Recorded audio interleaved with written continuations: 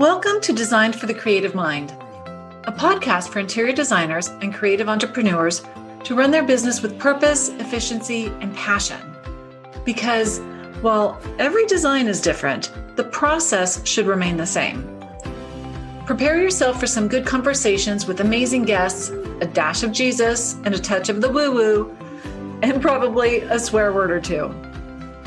If you're ready to stop trading your time for money and enjoy your interior design business, you are in the right place. I'm your host, Michelle Lynn.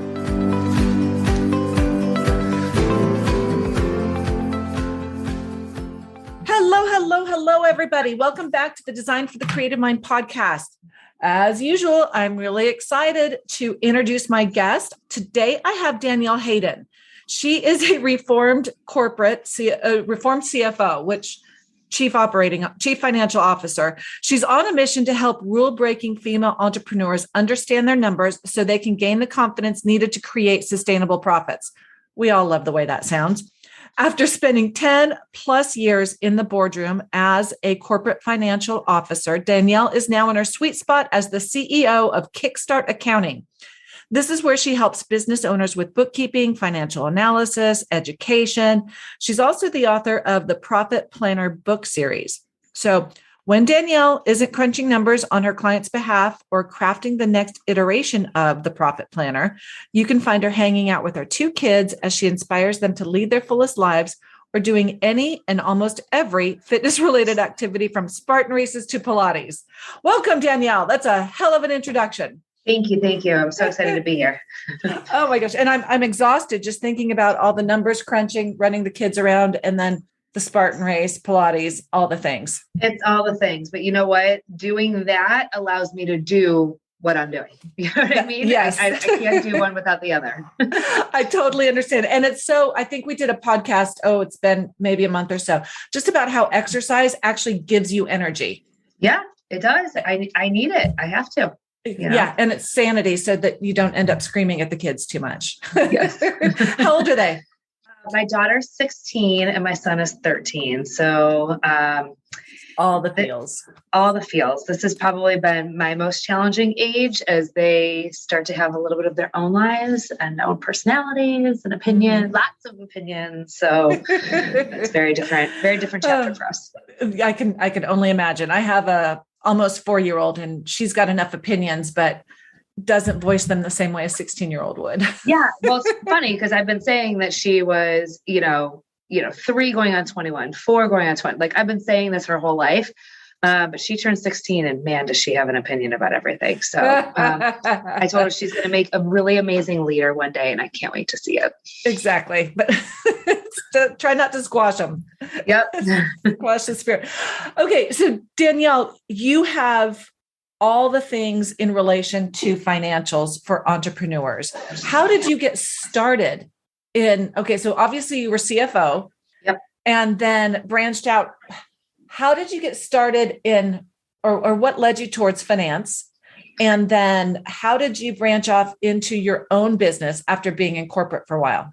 Yeah. So it actually started before my corporate days. I actually used to be a hairdresser. So I was, How crazy. Left brain, right brain. Yeah. So I loved being a hairdresser and it was absolute blast. And I really loved the number side of that game, right? We had a whole game in the salon about, how many haircuts you needed to do to hit this commission and how many colors. And I was not good at sales, right? I was really good at understanding the numbers and how we could hit our goals and how to get there. So then I started helping the other girls in the salon understand their numbers and how to hit their goals. And I didn't even put 2 and 2 together yet. I went back to school because I wanted to open up my own hair salon. So I said, I need to have a business background.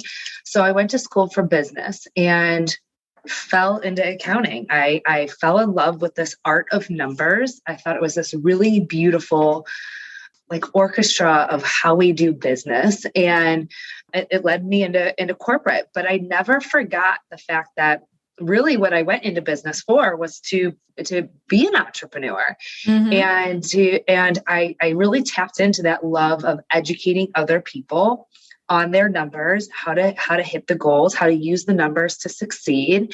Mm-hmm. And so I was doing some local volunteer work at a entrepreneurship hub here in Cleveland.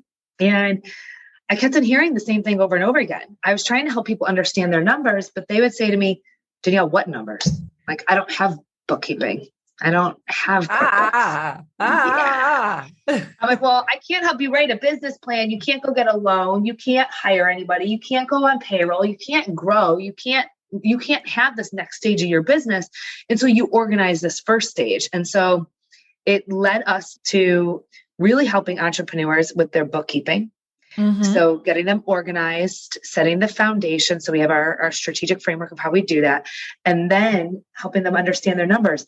But it was really out of a love for helping people understand their numbers so that they can hit their goals. And I came full circle. And it just if it makes sense in your head. And for most, my audience, the creatives, numbers are not a comfortable conversation. No. Or a familiar topic. So I think it's going to be very interesting as our conversation unfolds. So as you are working with your clients, or as you were evolving into this entrepreneurial leadership role for numbers, how do you come up with your financial goals for your clients? Like, do you begin with the end in mind and go backwards? I'm listening to you talk about how many cuts you have to do, how many colors you have to do, and so forth. How do you relate that to other businesses? So it's interesting. It depends on the business and what all they need at this time. So when we first start working with a client, our first job, our first opportunity, our first goal is to create the foundation. So that means, what does your chart of accounts look like? Right? Mm-hmm. What does your income statement look like in your accounting software? And most people don't put a lot of thought, time, and effort into setting that up. And so usually what QuickBooks spits out is, I call it the laundry list, but it's just this alphabetical list of BS, because it means nothing. And so our first object, our first goal, first opportunity is to restructure that so that it allows you as the business owner to even comprehend the information. Because how often, I might say to you, hey, Michelle, how much are you spending? What percentage of your revenue are you spending on advertising and marketing? And if you're just using this alphabetical list, you'd have to say, well, geez, Danielle, I don't know. Let me go add up all these random accounts. Right. It might be my podcast editor. It might be my paid advertising. It might be my marketing consultants, but they're all in different places. So I have to add them all up. Right. So the first order of business is to get this structured in a way where we can have a conversation and we can say, hey, how much are we spending on advertising? Does that align with our goals? Or how much are we spending in payroll? How much are we putting towards our contractors? So that's first. So it's not always starting with the end, and we're starting with the end in mind, but not, hey, how many services do you want to complete next month? Right. And that makes sense, because you have to have a foundation on which to build your goals and understand it. Because like you said, if you have 99 accounts and 14 of them are for advertising, why not just consolidate them? Or group them together. So they don't need to be consolidated. They just need to be grouped together so that I can say, I still want you to be able to see how much you spent on marketing consultants last year. But I want them, all the advertising and marketing classifications, categories grouped together so you can see in its entirety how much you spent in advertising. So it's just, I'm using advertising as just my bad child, but to think of it that way. So we're thinking about the end in mind, but the end is just understanding the numbers right now and then backtracking into that. Then when we set a budget with our clients, that's when we can go one step further and say, okay, how much profit do we want, right? Like how much do you want to take home in owner's draw this year? How much do you want to make in salary? All right, now how much does it cost us to operate this business? All right, now that we have our goals of how much we want to make, what are our expenses to run this business? Now we can determine how many products or services we need to sell.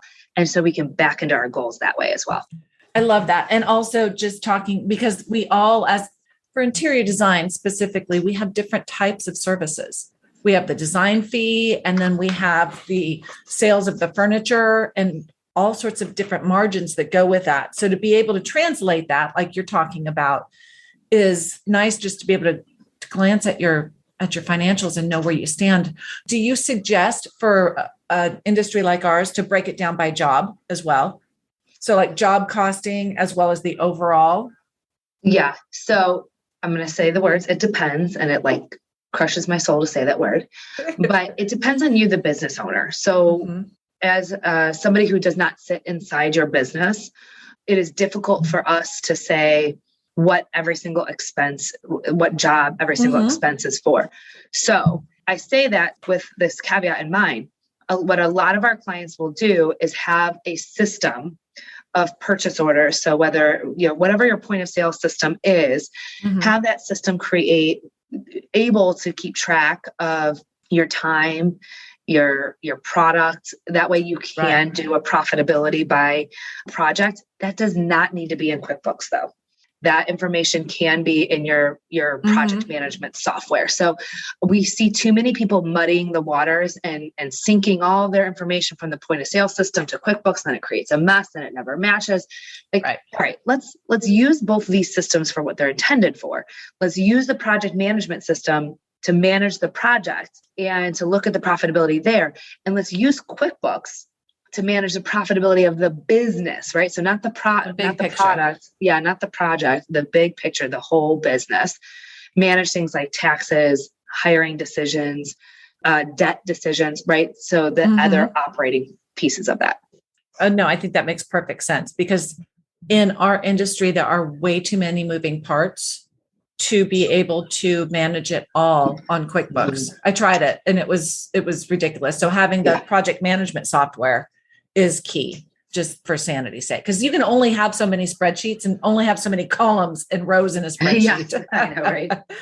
So you had mentioned evaluating different decisions from a financial, like backing into it standpoint. What are some examples that require that type of evaluation?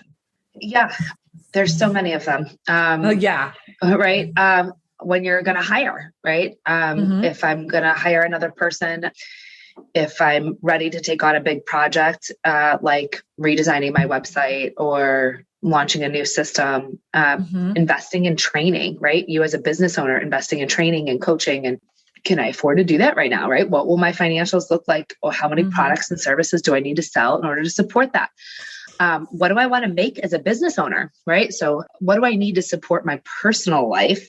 What are my personal goals? What does my family need? And be able to back into that as well. And these can all, like when you look at your numbers, you don't have to say, I need to have one decision. You have all the decisions, right? So when you look at your numbers, you can say, all right, how much do I need? What does this look like? What are all the decisions that I want to make this year? So you don't have to make them in isolation.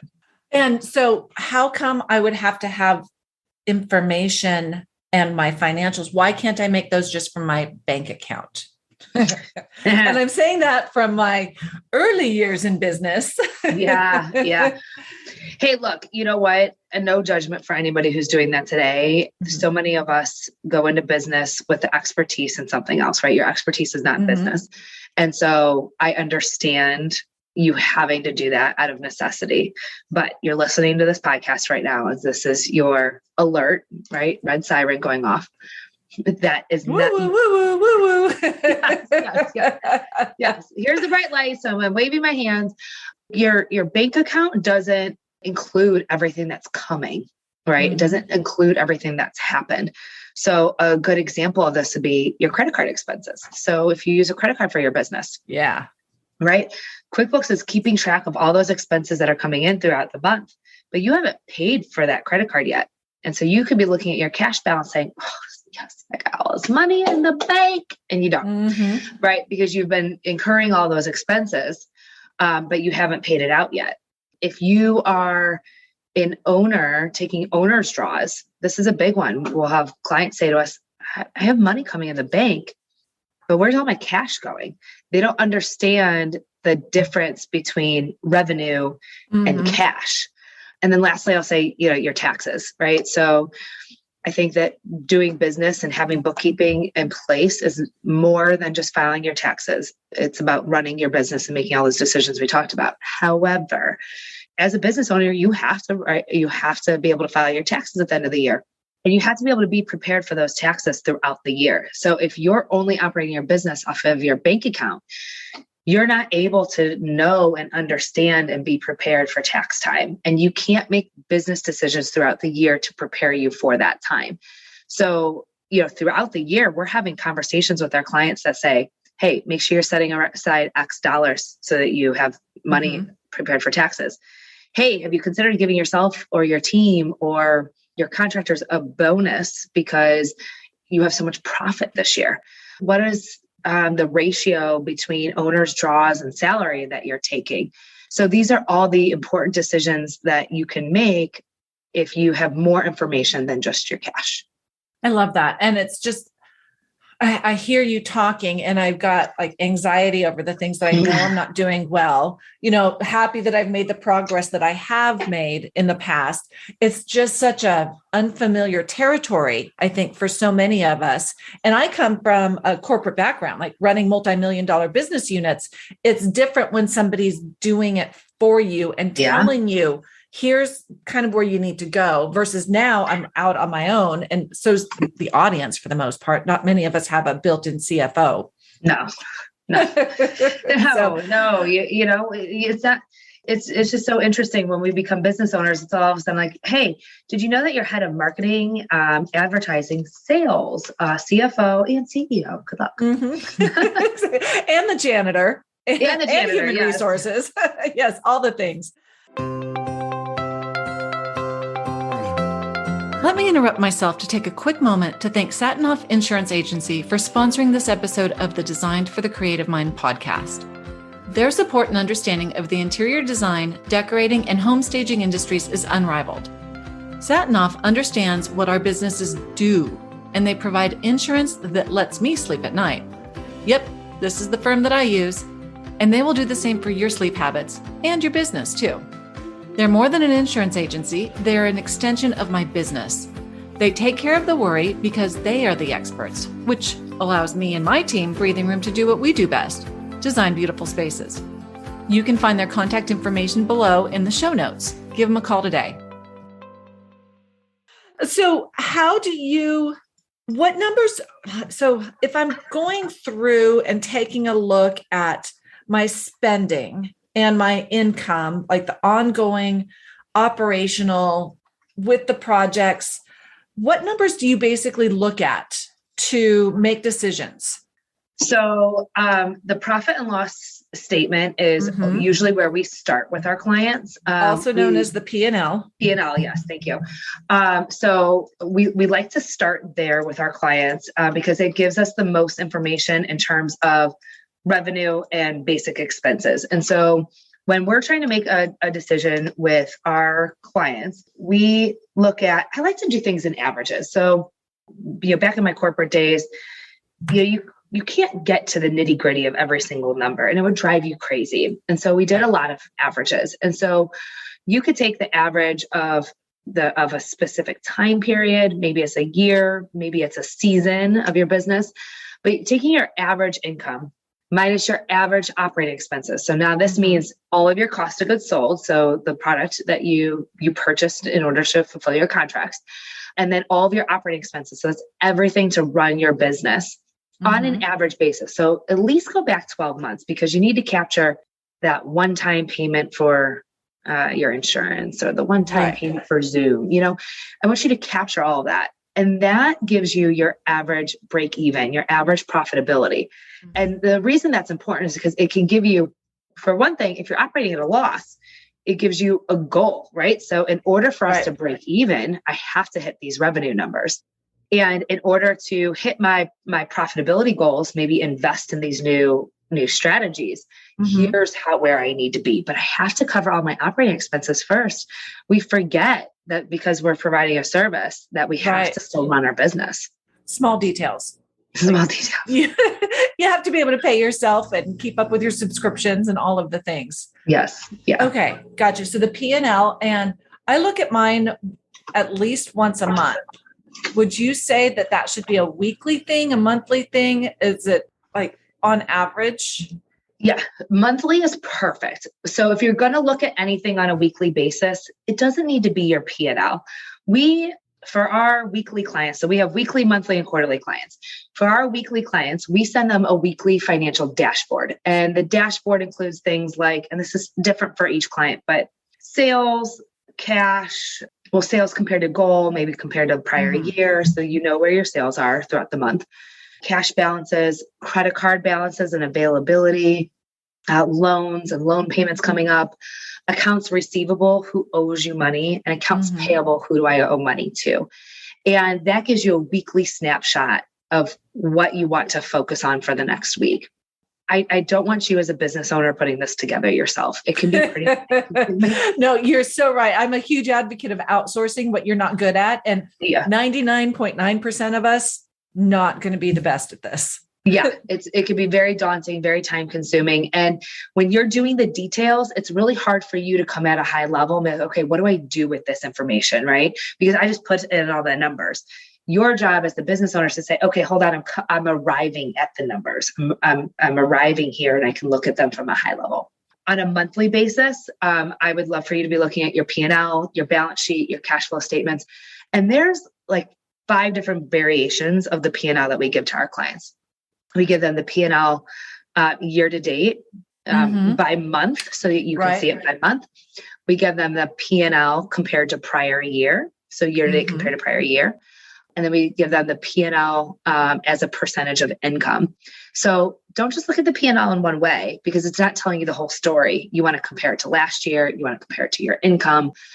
You want to see those metrics. Again, what can you pull from that information? Well, it's just a guiding light on what you can change.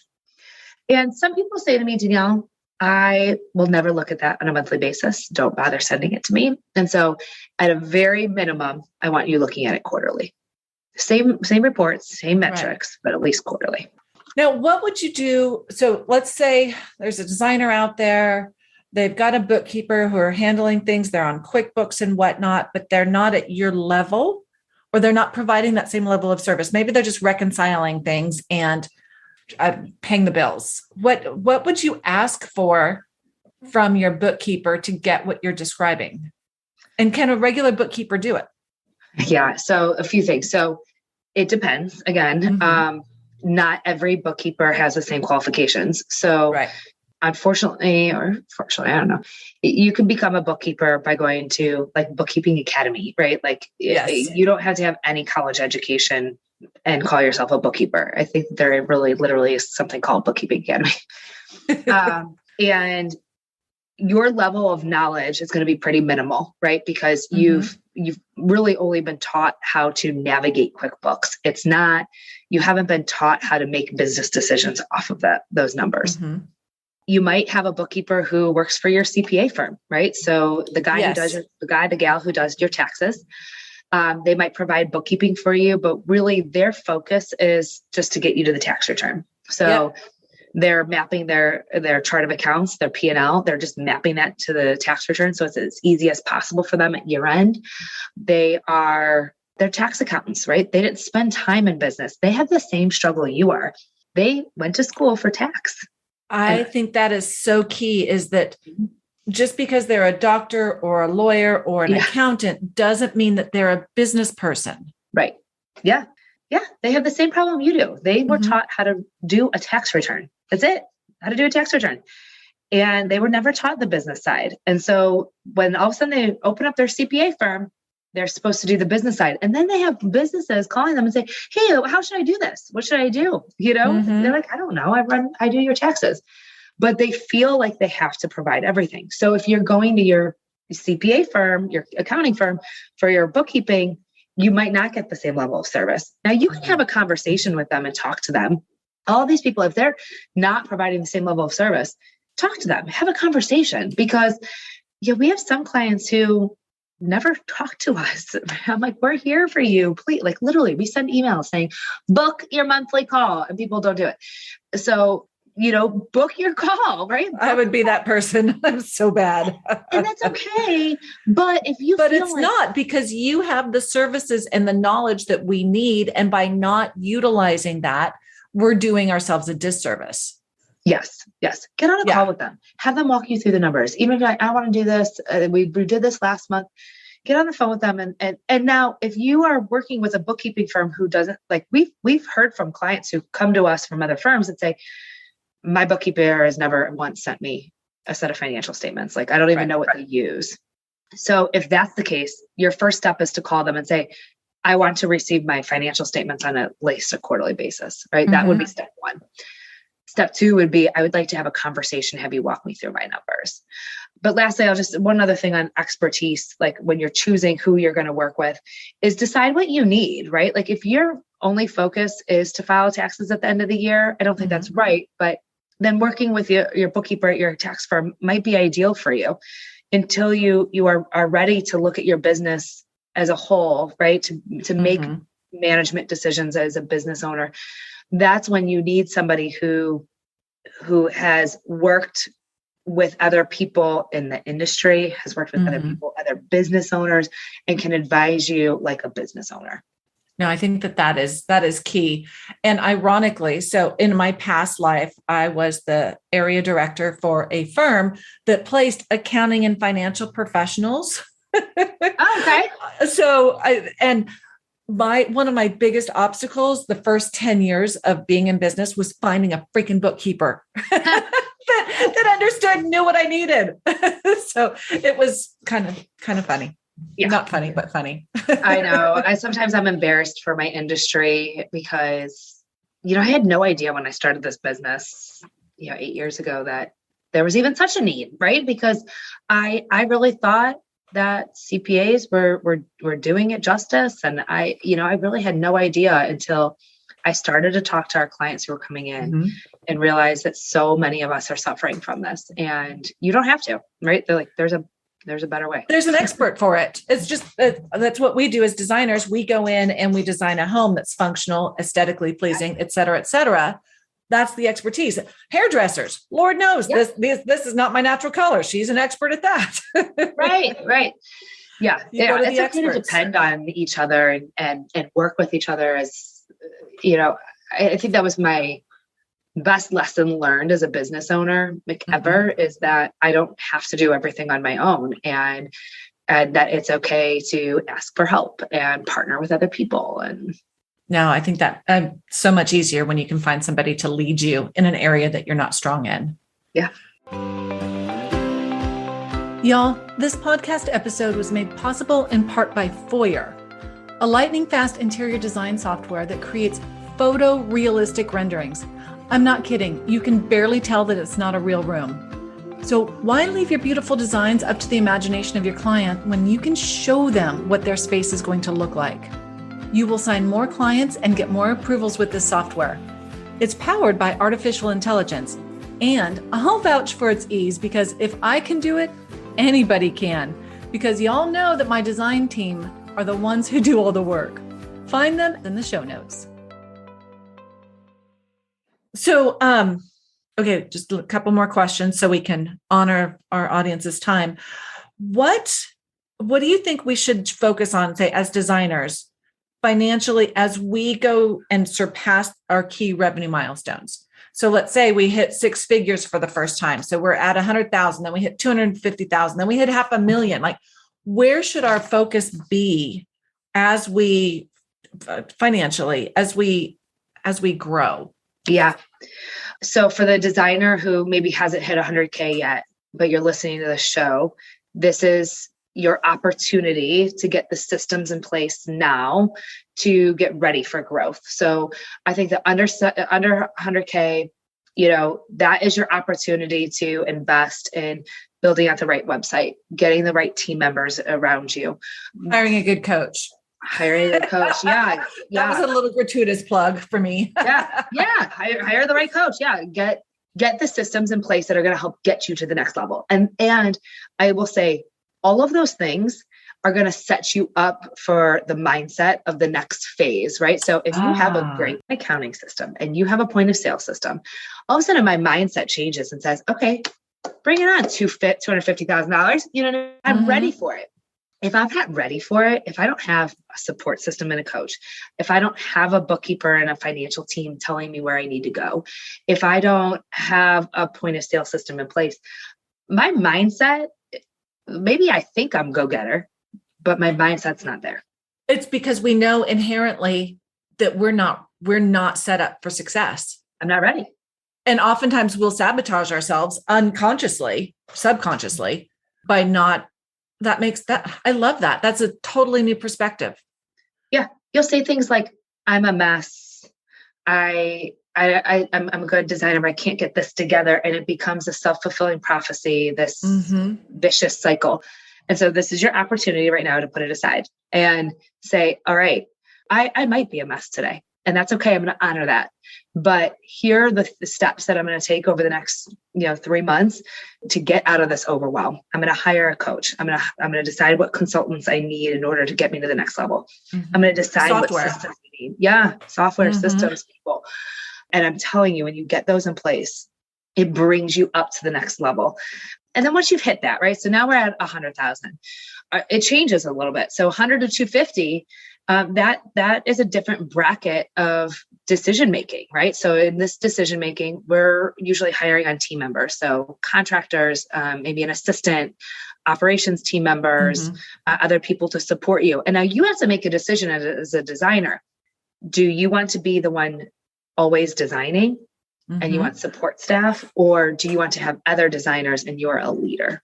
And this is where I say that you have to step into the CEO role and make these decisions, because we're not just designers at this point. We're the CEO of our business, and stepping outside and looking in is an exercise in itself. Yeah. But yeah, I'm totally with you. Either decision's okay, right? So you might say, you know what, guys, I want to design, right? Like that's what I want to do. I don't want to just lead. I want to be a designer. Then the staff you need to hire needs to have those skill sets of an integrator, right? They like systems, they like processes, they like keeping things organized. They can lead your team, because you're not going to be doing that, right? But if you get into this and you like the leadership perspective, then maybe you say, okay, I'm ready to lead a group of other designers, right? So you need to decide that. So I think around this time was a really good time to start to think about who you need on the team, what direction you're going to bring in your business. And at this point, you have to have bookkeeping in place, because once you're hitting these milestones, you're likely hitting net income markers that probably require you to become an S Corp, thinking about payroll, putting yourself on payroll. And you cannot become an S Corp and you cannot put yourself on payroll without a bookkeeping firm. I love that. And at this point, I bet you a lot of our audience, their eyes are just glazing over and, starting to drool and going, la, la, la, la, la, I don't want to deal with it. That's why you outsource. That is why you have to find the expert to do it, just like you would going to fill a cavity or, going to get your oil changed. Like these are the things that we hire experts for. I mean, let's be clear. I did not do our website, right? That wouldn't have been a good choice. It would have been wouldn't have been a good use of my time. It would look like crap. But I love the little feature on it where you focus on everybody's favorite coffee drink. I think that's just, that's just cute. It's unique. It adds something special to your website, which you wouldn't have thought of if you were the one trying to do it. Yeah. No.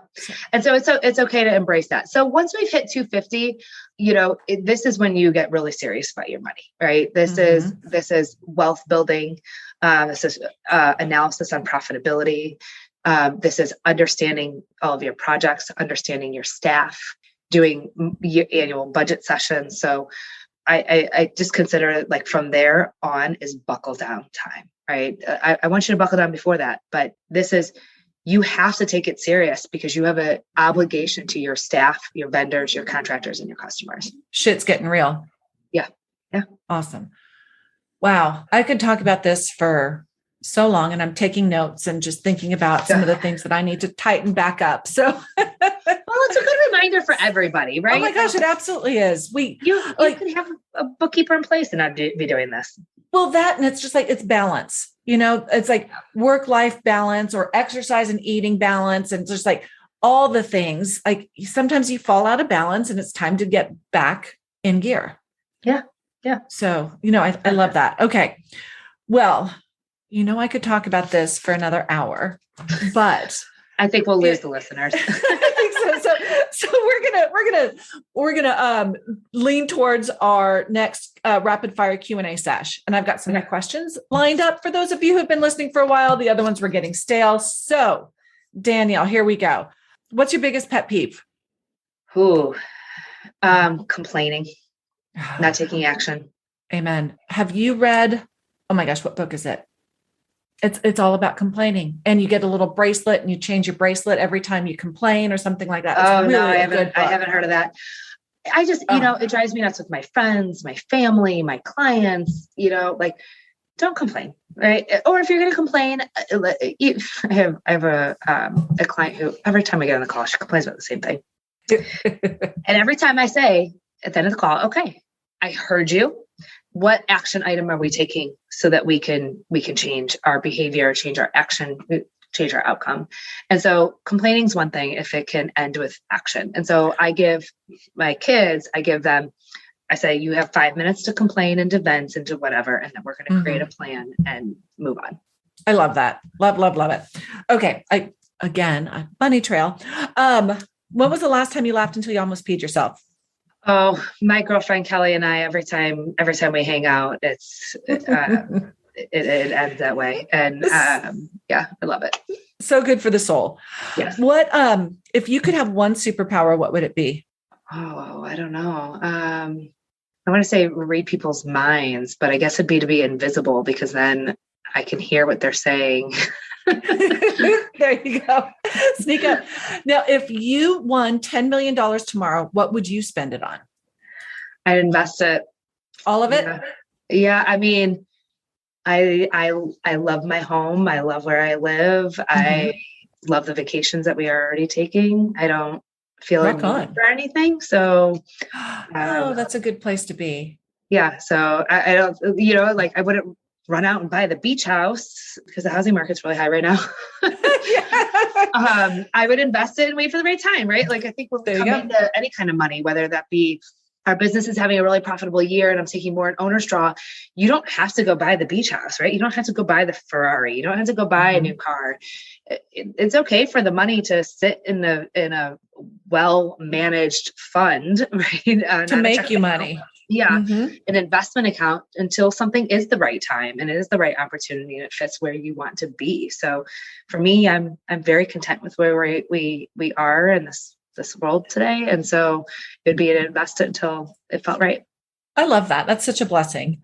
Where do you find your inspiration?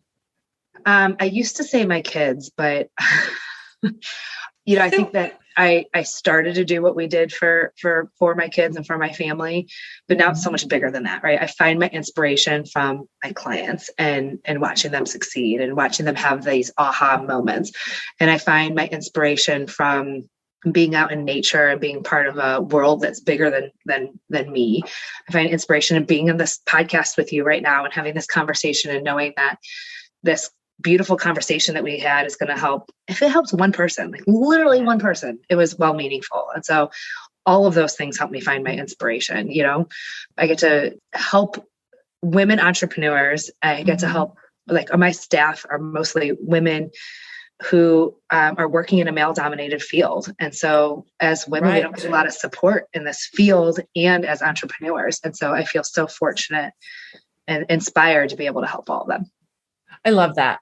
Women lifting women is just well, sounds cheesy, but it's such an inspiring space to work from. Yep.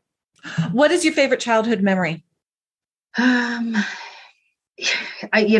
was so lucky to have this really awesome neighborhood that I grew up in. And so I had these 3 boys next door and my girlfriend and her 2 brothers down the street, and my parents' house backed up to this woods, and we would just go get lost in the woods all day, all night. And, fun. Eventually, my brother bought a 4-wheeler and, so it's not just one memory. It's just this beautiful adventure that I feel like we all got to take together as children.